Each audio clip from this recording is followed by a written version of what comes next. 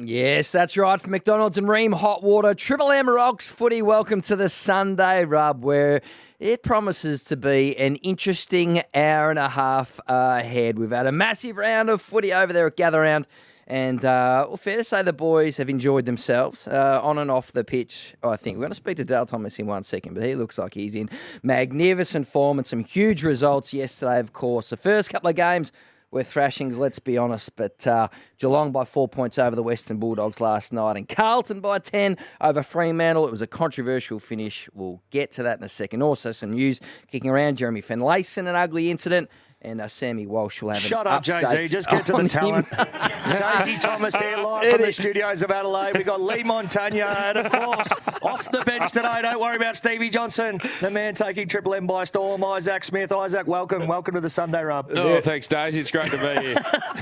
And I second what you said about Jay-Z. It was a Dennis Lilly run-up, wasn't it, fair to say? I want to start with you. We have the best team on a Sunday, starting early today because we've got so much to get to. It is Leigh Montagna, Isaac Smith stepping in for Steve Johnson, and Dale Thomas, it's fair to say, looks like he's got the 3 votes from the gather round so far. How are you, Daisy? You had a big night on Wednesday, and fair to say last night you kicked on. Is that a fair assessment? Yeah, it is. I've been working really hard, Jay-Z, and then last night was sort of, yesterday afternoon was the last of my official duties apart from this. So I came along, I watched some of the footy and the Blues, and then went out for a lovely dinner with Natasha, and then met up with the rest of the Triple M rat bags and punched on at the casino until about 3 a.m.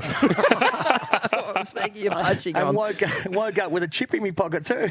Got 100 clams. Very good. We're going to get to your fight with Dane Swan in a second and just recap that. But Isaac Smith, he's new to the media game, been outstanding on Triple M so far this year. Now, Gather Round feels like it's a bit of a strut off when it comes to the media stakes, Isaac. You sort of look around at lots of big media personalities with big chests and egos, etc. Who have you noticed so far who's really sort of been enjoying their own work the most in Gather Round? Oh, there's been a few. There's some egos here. Not sure. I saw BT swanning himself around yesterday. He's the mayor of Adelaide this week, I think. So he's the mayor of Bespoke Bar at the Adelaide Oval at the hotel. He just drops the anchor there. It's a nice little bar. It is good. Yeah. Plenty floating around, Jay. There's been plenty happening. It's one of those ones. You're either in the two camps. You're either someone who tries to avoid seeing everyone at these sort of weeks and just goes about, or you're one that likes to strut around and catch up with everyone and be front and square. So we've had a mixed bag. Did you get in trouble last year or something at Gather Round? Because I came in on the Sunday and you weren't as fresh as I was, and then last night you did not have a single beer. Did not have a beer last night. No, too much work, Daisy. I've got first crack tonight, so I need to get to work. Plus, I had a couple on Friday and Wednesday watching you box. So you're professional, aren't you? I am professional. But we do want to chat about the boxing. I know you've probably spoken about Daisy, but we haven't had the chance to touch on it yet. We haven't yet. Joey and Isaac look Smith, but I think we're going to have some fun with Daisy. He was also involved in a controversial umpiring incident in 2019. We're going to get to some dissent in a moment. But in the ring on Wednesday night, you took on your great mate, Dane Swan. Yes. Leroy, Not that good. You didn't invite him to your wedding, did you? Swan, no, he was invited. He just had to go to his 40th in Vegas. And he said better plans. He had better stuff on. Well, let's have a listen to what happened in the ring, you and Dane Swan on Wednesday night. Daisy. Good shot right hand from Dane Swan. Lovely right hook from Dane Swan. Thomas gets a big smile on his face. He really wants to hear this final bell. Oh, 2 big lefts from Dane Swan. 2 lovely shots. Daisy grins at him again. Oh, nice right hook from Dane Swan. Final 20 seconds, Barry. Yep. He's going to get there, Dale Thomas. Good on him. The most joyous of sounds for Daisy Thomas here in that final bell. A big hug between teammates. 5 seconds to go. Is there one big shot left? Oh, Dane Swan threw it. It just grazed the whiskers of Daisy Thomas. Wow. And what an entertaining 8 minutes. As you can see, Daisy Thomas is completely and utterly gassed. Is he ever? He's really struggling. And Dane Swan looks like he can go another 4. Why is that a surprise to anyone? What's it like to eat leather, first of all? No, it was fine. It was good. Yeah, no, I knew what I was getting into. Yeah. Swanny's been training up for a long time, and I was probably slightly underdone with a wedding and a honeymoon in the lead up to it. So went in there. The whole idea was to put on a show. I had a few shots. I threw a few myself, and at the end of the night, we had a beer and enjoyed ourselves. So I think it was all about entertainment, and I think we provided. Is there any point, Daisy, where you thought, wouldn't mind just jumping outside the rope right now? No, I didn't. I knew what I was getting into, Jay. 2 minutes, though, it went for a very long time. I was going to ask, was there a point in that fight where you went, oh, boy? It wasn't so much. I didn't get gas out in terms of, aerobically. My legs went. So the lactic in my legs, which is weird in boxing. So that was... And then I just had to stand there. So you either had retreat or just keep walking forward. And I just stood there and just ate as many shots as Swanee could throw. Anyway, in a weird way, I kept getting hit, but I kept laughing. Yeah. So he hit me, and everyone would be like, ooh, and I just started giggling. It was bizarre. Probably speaks to how stupid my head is, but no, it was good fun and a good night.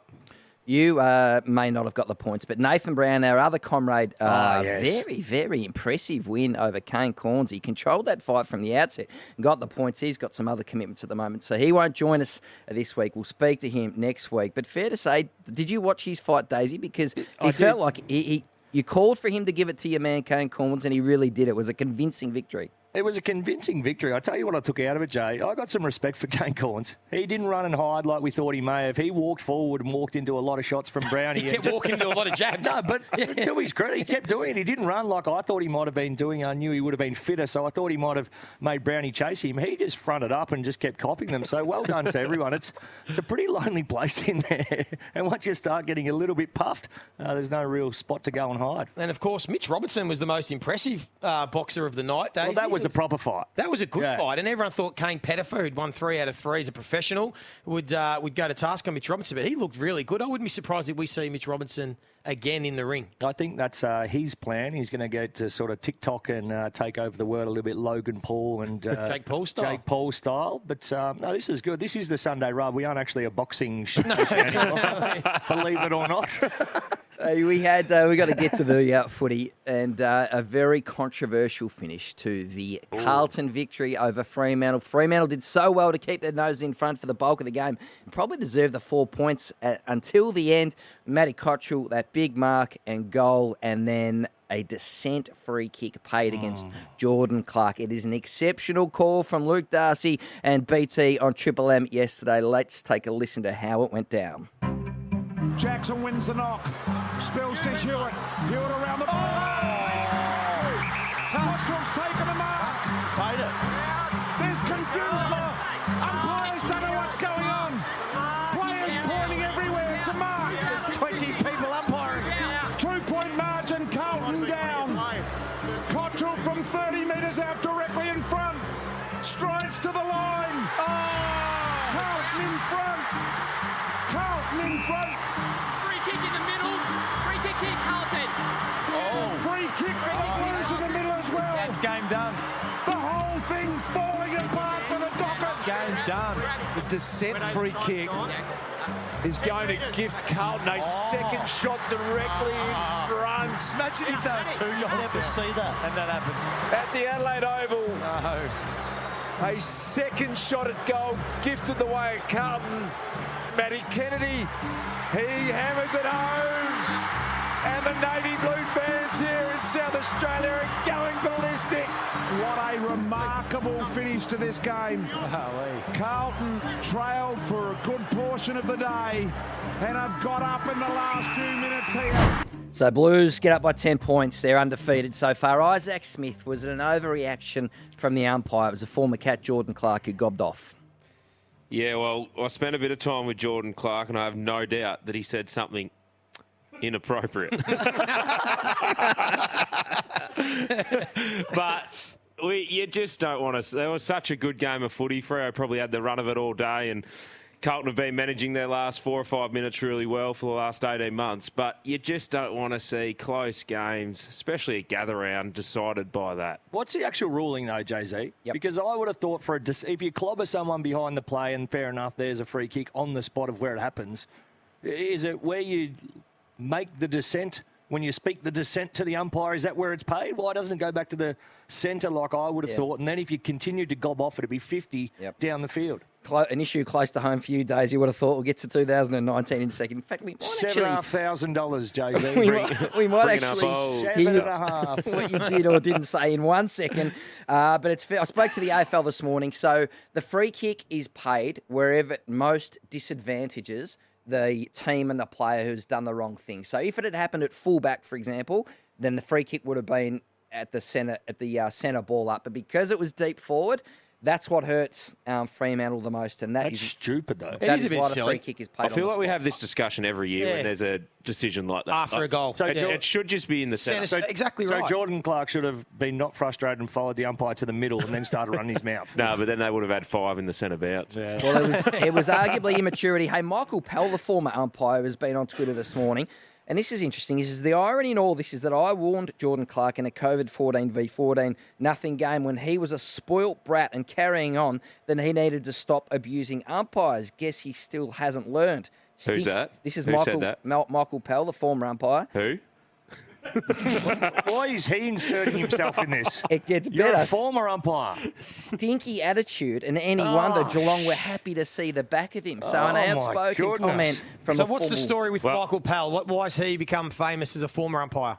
He's got a Twitter account, apparently. It's There's under, an X. under investigation Right. regarding some Who got information. the 3 votes yesterday, you reckon? Well, I'd like to contradict Michael Pell there and say that Jordan Clark is a lovely young kid. He's obviously just very competitive when he steps over the line, like we all are. Yep. And he's made a mistake, and I think that tweet needs to be retracted. Yeah, and we don't know what was said, Jay-Z, so that's first. But I think I'm on the camp with a lot of former players. You don't want a game decided by that. You want the umpires to have a bit of feel. So there was a lot of emotion in that decision, and the umpires had to understand that. And if he did say something, for the umpire say, Jordan, settle down, come on, hey, we've got to finish.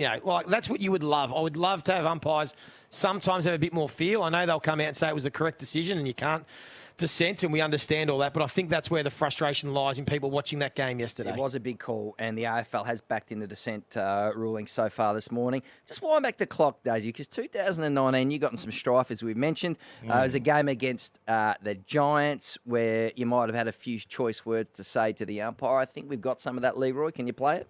She said, grab it onto me, I'm going to shrug him off.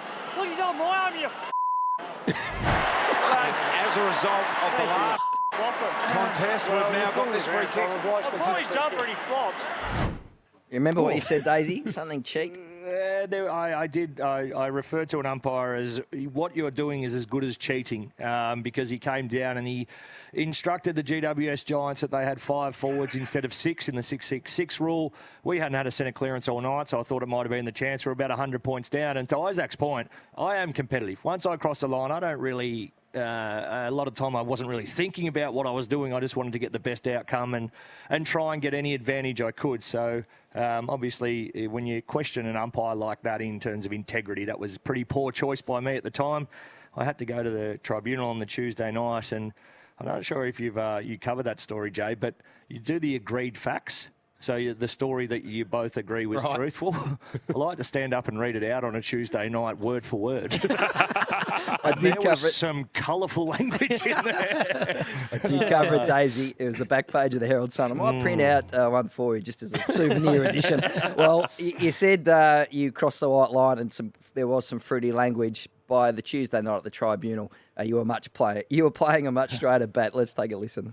Already rock bottom on the ladder, Carlton was delivered yet another whack today. Dale Thomas has been ordered to face the tribunal tomorrow night.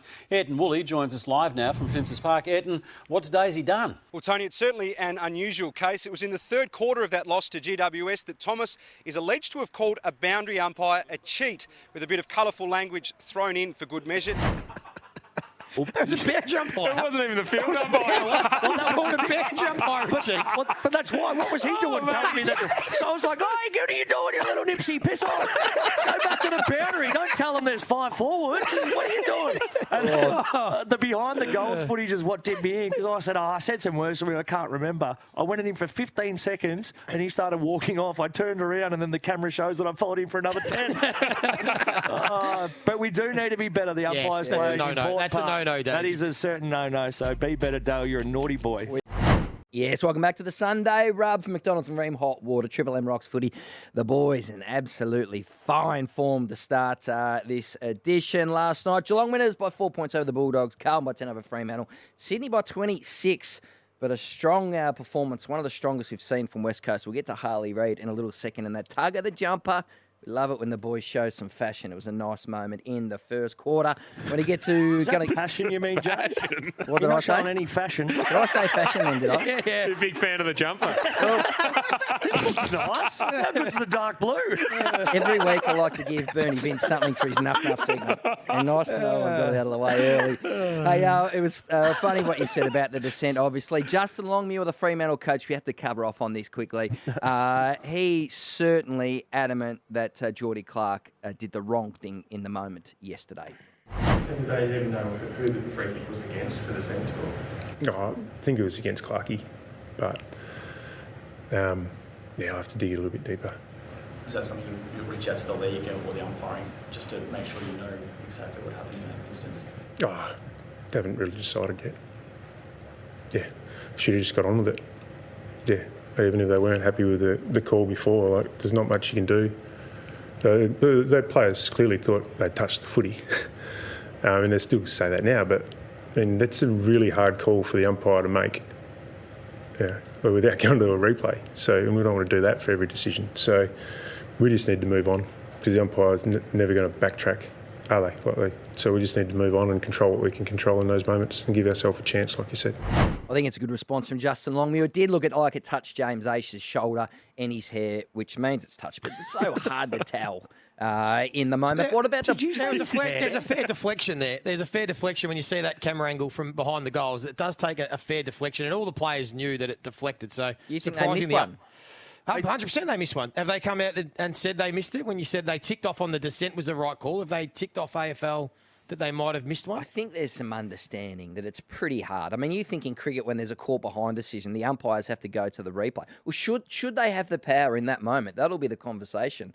Should the umpires have the power in a game-winning moment to be able to go to the replay? Is that what we want? Is that the technology we need? You know what, Jay? This is where I'm getting to. I'm thinking about was going to talk about this on First Crack tonight, but I'll bring it up right now. Why are we the only major sport in the world that can't challenge an umpiring decision? When you think about cricket, soccer, rugby union, rugby league, NFL, basketball, they can all ask to challenge a decision from an umpire or referee. Yet our sport doesn't allow for that. I think we need to be open to the idea of maybe a fourth quarter or late in games that you are allowed to ask for a decision to be reviewed because we want the right outcomes. And when you think about now, we'll wait for 1 minute in the middle of the first quarter to see whether the ball trickles over for 1 point or not. We'll stop and allow boundary umpires to get together and discuss whether it was out of bounds on the full and spend 30 seconds with the field umpire. But yet when there's a critical decision late in games, we don't have a mechanism for the players to be able to review it. And that would have been the situation right then they could have done it. I just think we need to be a bit more open why our sport is the only one that can't do it. The thing is, though, it will start to be manipulated by coaches. So you go to you've still got your challenge up your sleeve and you question something just to stop a run of goals. That's always everyone goes. The first thought is how we're going to manipulate it. But what if the other view is we get the right outcome? We get the right result? I think there's so... I'm with you, Joey. Our games are so quick. And there's so many mistakes in our game. Like, the game is built on mistakes. So if we're going to pull apart one little instant, like the game is decided over the whole 120 minutes. That applies to every other sport in the world, Isaac, but they can review decisions. Yeah, and I don't necessarily like it. Like, I'm sick of seeing Crypto.com after every goal at the moment. I'm not, because they're a sponsor of mine, so big shout out.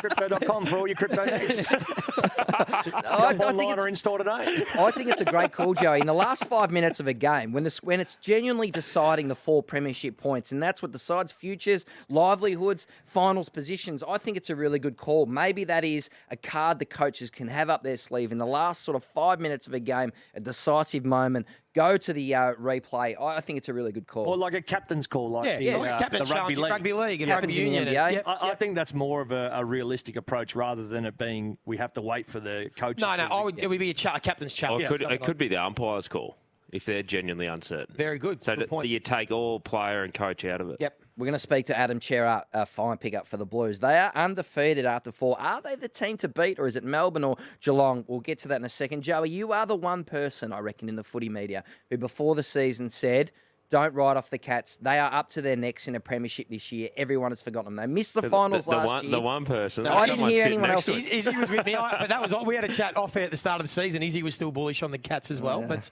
yeah, keep going, Jay. Keep going. Keep going. Back to your point. You two guys were the only two who picked the Cats. Jay. Us three. Of course, all three. I actually reckon Rab's in the back was on it as well. And Jace. We question their midfield depth. Last night, extraordinarily, Jeremy Cameron has 27 possessions. The man is a freak. Jack Bowes has 23. Brian Myers, all-Australian contender, clearly. And even Max Holmes, that massive goal from 60.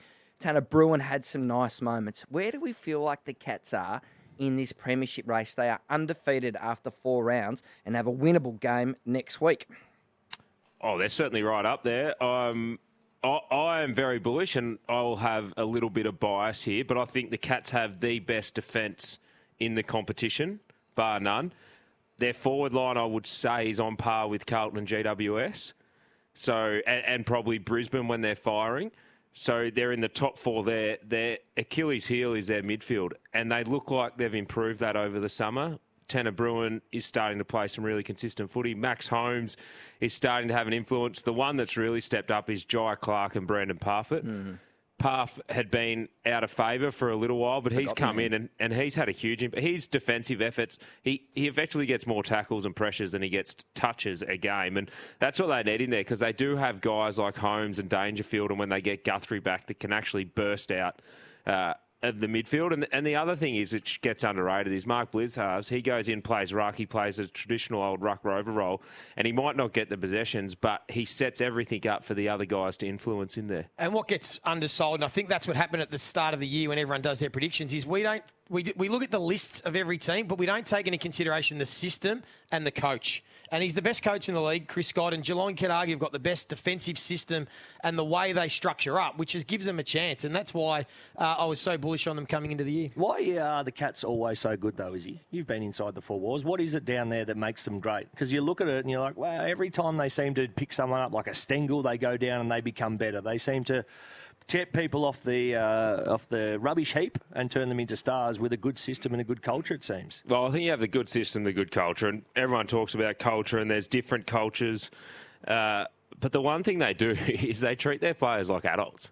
Incredible. Wow, that's rare in footy. No, it's true. No, it's so rare. And it's true. And I don't want to give too many trade secrets away, but they genuinely treat you like an adult, and they let you live your own life, and you're out of the Melbourne bubble. You go in, and every time you go in there, because you're not there all the time, you're busting the door down to get in. And when you rock up game day, you're genuinely fresh to play. So I look at some teams now, they rock up game day, and I think they've had the hardest week on the training track. They get to halfway through the second quarter, and you think they're not even going to be able to run out the game here. So Geelong can always run out a game. And that doesn't necessarily mean they're always going to be top 4 or winning premierships, but they always put themselves in a position each week to compete. So that's great insight, Izzy. Can you give us an example? If you've got a team meeting with clashes with a school pickup for your kids. This is off air, Jay. What happens? Well, yeah, if there's obviously a lot of dads down at Geelong, and I think there was 12, 13 or 14 dads last year that all had multiple kids. And if there's something going on with one of your kids, or you need to pick your kids up, or you need to do something, the club understands that there are things that you have to do as a parent.